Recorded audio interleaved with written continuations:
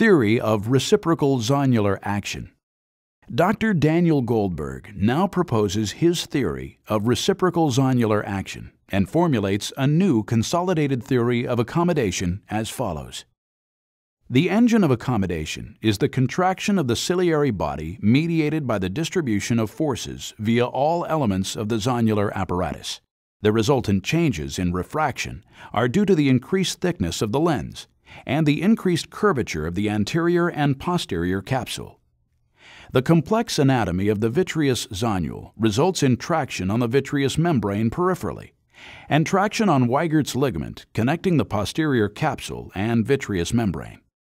During accommodation, the ciliary body moves forward and centripetally, and at the same time, the posterior zonular attachments, interconnected with the vitreous membrane and the posterior lens capsule, are also stretched, contributing to the shape changes in the lens. During disaccommodation, the lens returns to its original non-accommodative state as a result of traction of the anterior zonules, accompanied by a return of the vitreous compartment and the shape of the vitreous membrane to its non-accommodated state. There is a reciprocal action of the anterior zonules and the posterior zonules.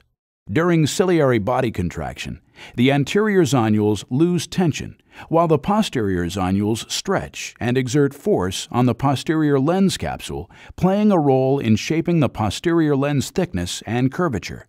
During ciliary body relaxation, the posterior zonules lose tension as the lens flattens and is pulled back by the increasing tension of the anterior zonules.